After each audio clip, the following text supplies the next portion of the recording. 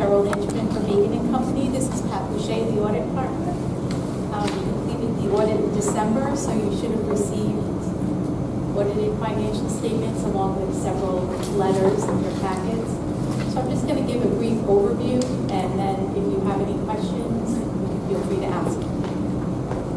So in your audit report, the green book, pages 1 to 3, is the audit opinion, which was unmodified, so the financial statements are prepared in accordance with generally accepted accounting principles. On pages 13 and 14 are the government-wide statements. So these are the entire town as a whole, on a full accrual basis of counting, similar to that of a business. So if you look at page 13, towards the bottom of the page, governmental activities, which include things like general government, police, education, the general activities of the town. The town ended the year with a net position of $10.6 million. Of that amount, 25.8 was invested in capital assets.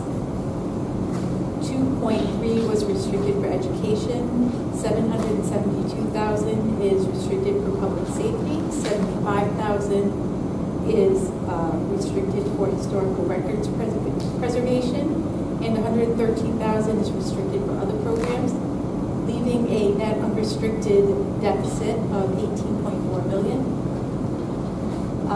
Next column over is the business type activities, which are basically your sewer and water funds combined. Towards the bottom of the page, the net position for the year was 9.3 million. Of that amount, 7.3 million is invested in capital, and almost 2 million is unrestricted. If you flip to the next page, which is page 14, it's the statement of activities. Towards the bottom of the page, you can see governmental activities increased net position by almost 2.5 million, and business type activities decreased net position by 322,000. Pages 15 and 16, well actually 15 to 18 are your governmental fund financial statements. So on page 15 is the balance sheet. So this has things like your general fund, your school unrestricted fund, town building bond, and then all the other funds are combined in the final column in total. So your general fund ended the year with a total fund balance of 7.3 million. Of that amount, almost 5.4 million was unassigned. The school unrestricted fund ended the year with almost 2.5 million. Your town building bond fund ended the year with 4.9 million. And all your other funds combined ended the year with 1.3 million almost. If you flip to page 17, it shows you the activity for the year, basically, of these funds. So about 3/4 of the way down the page, your net change in fund balance. So the general fund increased its fund balance by almost 1.3 million. The school unrestricted fund increased its fund balance by about almost 42,000.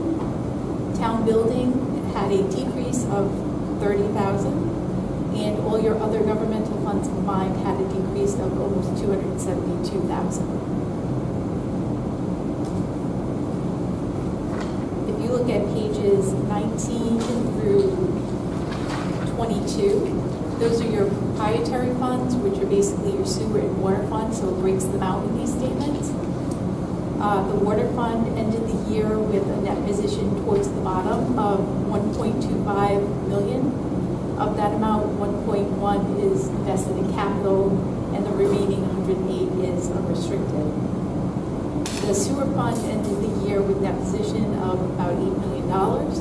Of that amount, almost 6.2 million is invested in capital, and about 1.9 approximately is unrestricted.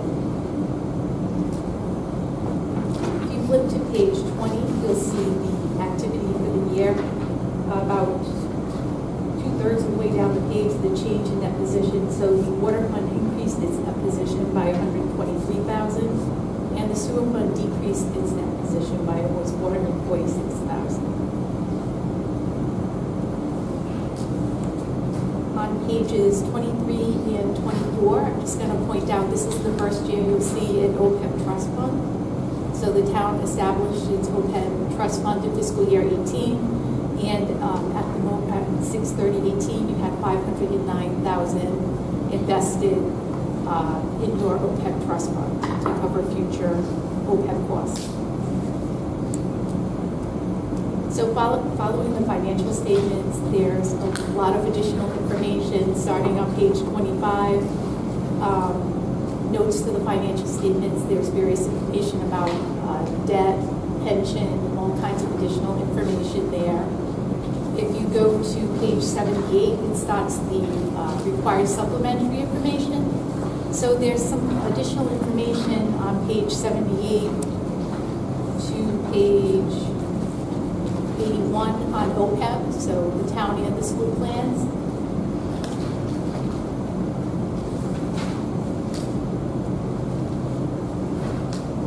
And then starting on page 82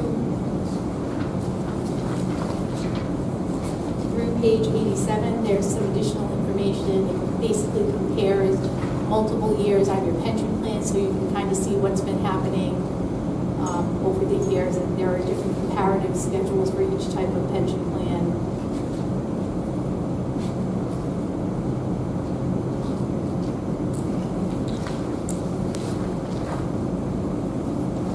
Then on page 88 and 89 are the general fund's budgetary statements. So on a budgetary basis, the general fund had a $543,000 surplus for fiscal year 18. And the next page over on page 90, the school unrestricted fund showed a $41,000 surplus for the year.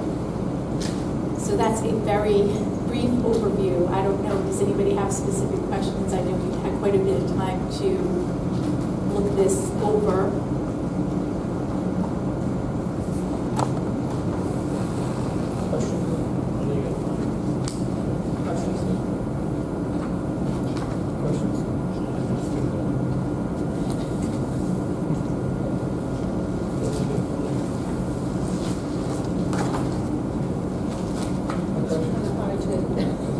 Absorb it all, but yeah, it is what it is. It was a lot of numbers, I know.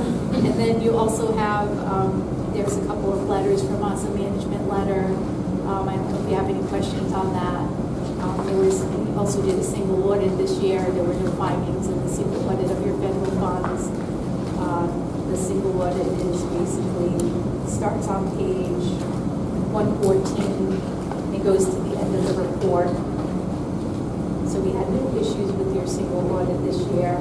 There's also a list of federal funds at the back of the report on page 120 and 121. But I did notice in the letters that you gave, where Oh, in front. in the front, where you give your recommendations, Oh, the audit findings and whatnot, and the management Yes. stuff. Did notice that where we had issues, most of them have been corrected. Yes. They don't exist anymore. Yes. And there were a few issues that we still need to Yes. sort through, minor issues. More policy issues. There was really only one new comment on the refund that I know Cynthia has already addressed, so that will be resolved next year. And then in section 2, most of these other comments we had no issues with. I think the only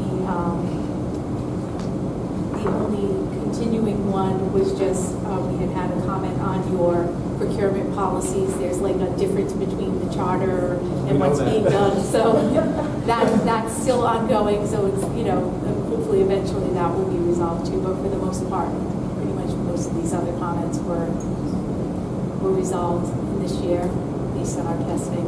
I suppose if there were a lot of negatives, we would, if we didn't have positive fund balances and stuff, it would be a lot more questions. But when you see that things are moving positively, it just shows that it's being run right. Now it's being run right. So it's a credit to Finance Director Administration. I do think that what this document shows that we are making progress. We still have things that we have to do. The members of the council that were here for to affect the fund balance policy, I think will help us keep this document in the same position going forward. Our ordinance, Cheryl, does require us now to maintain no less than 12% and no more than 16% fund balance in the general fund. The challenge that I do think we have long-term is to get our enterprise funds to have an appropriate net position. Still, it's the term that's used in that fund as opposed to fund balance. It's called net position for some particular reason, only common to the Congress. But no, only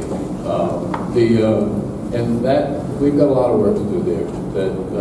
But I think again, we don't do these things in a year. We do them over time, and we keep our eye on the target, and we'll get there. The OPEB action that we went through this past year to begin to address that is important as well.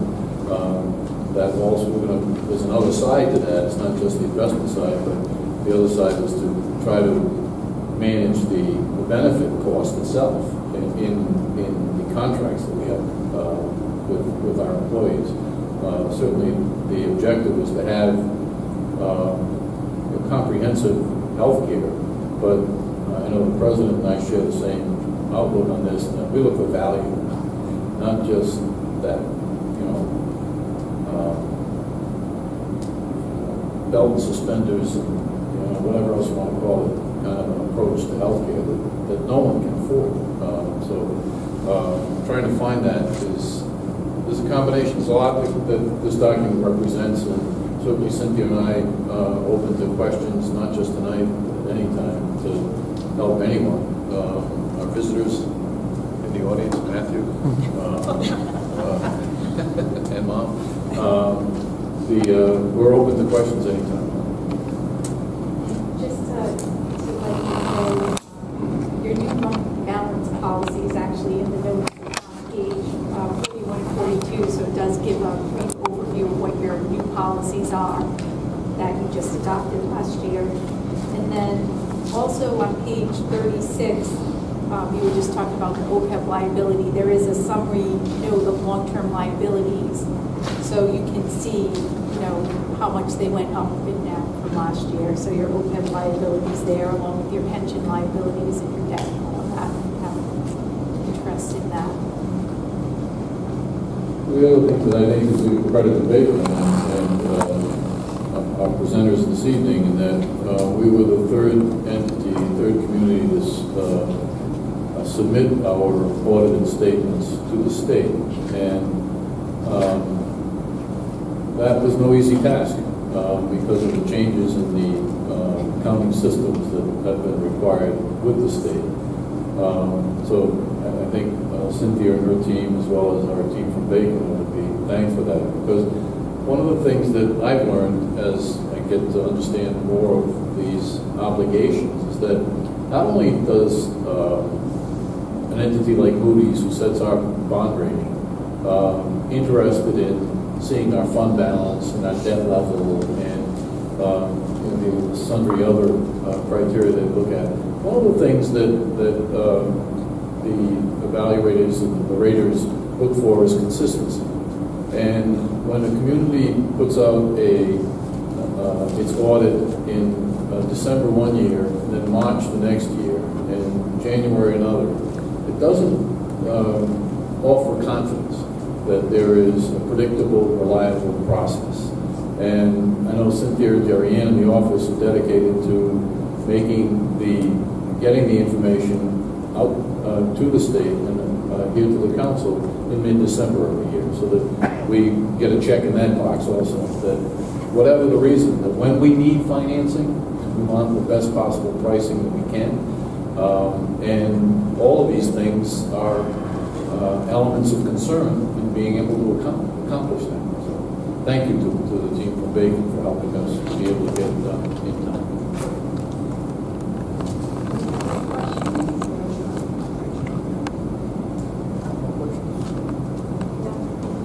and entertain a motion that we accept the audit report. So moved. Motion by Mrs. Bonneau, is there a second? Second. Second by Mrs. O'Hara. Any other discussion?